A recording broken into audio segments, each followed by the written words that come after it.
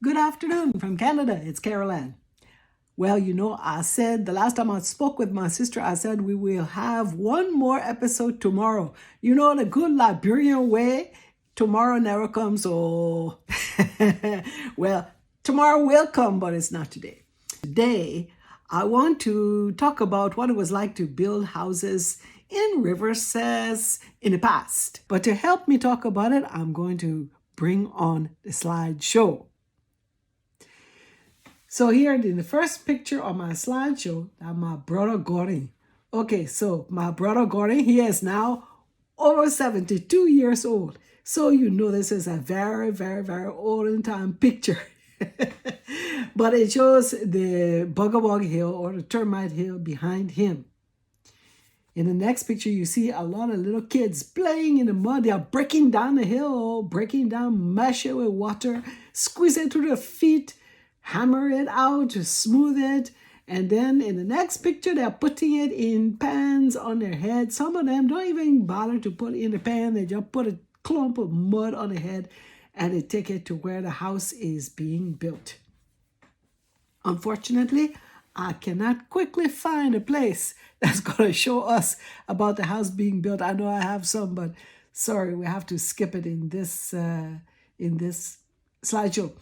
Next picture here is a house that has stacks of thatch tied up in bundles, waiting for somebody to come and put it on a new house. You just get everything from the mud to the sticks to the thatch right there out of the bush. Now I want to go and show you some old pictures that have significance to me. This first one was my father's house there in Rivercess. He had his house made of mud and he had a thatch roof on it. Yeah, that's what the house first time around looked like. And now this house here is hard to believe, but it's the same house. All he did, he took off the thatch roof and he put on aluminum roof. And then at the top of the house, he built a special room with a small roof of his own right on the top. And this house, I have told you many stories of my childhood in that house. And in fact, here's a picture when I was about 17, 18 years old, sitting on a rock outside the house learning how to play my guitar. I used to love to go out, sit under that bony friend's Japani tree and play my guitar. Until one day somebody said to me, "Why you sit here for? Don't you know there can be snakes in those rocks?" I said, no. But then when the back was turned, I bent down, I looked and I said, "What? Look at all the holes here, looking just like some snake had come and lived inside." I never went out there to sit again. Oh. Yeah, but anyway, I want to also now show you one more picture about the house. Look at this picture of people standing on a foundation. What is that? If you look carefully and you knew the old house that we had, you will see those are the steps of our old house.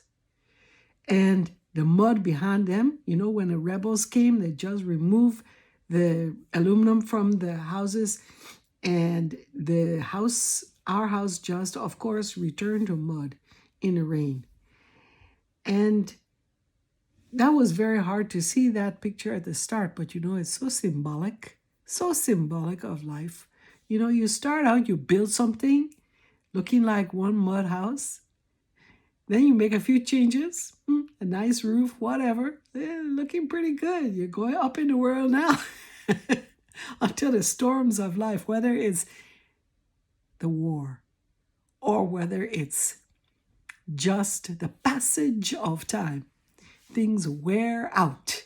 That's why the Bible tells us, be careful to lay up treasures for yourself in heaven or not on earth, where things will break and fall apart and where thieves will break in and steal.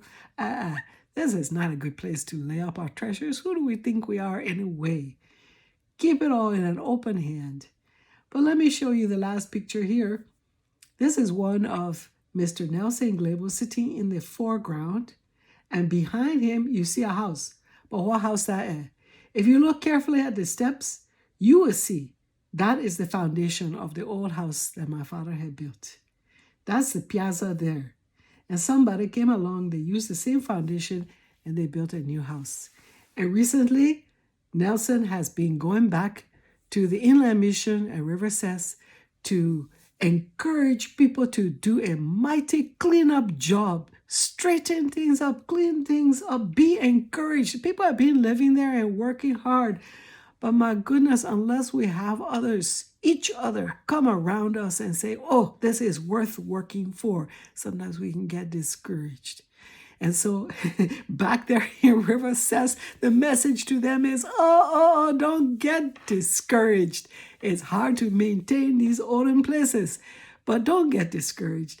And Nelson has been down there helping them clear the ground, clean everything back, and it's starting to look really good. Thank you so much, Nelson. And also, we are very pleased to say that Nelson is the one who is going to help my sister Jeanette in that he will be the builder for Mr. Amos Bull and Margaret Bull for their new home in Buchanan. Okay, that's all for now. Thank you for watching to the end if you are still here. Bye for now.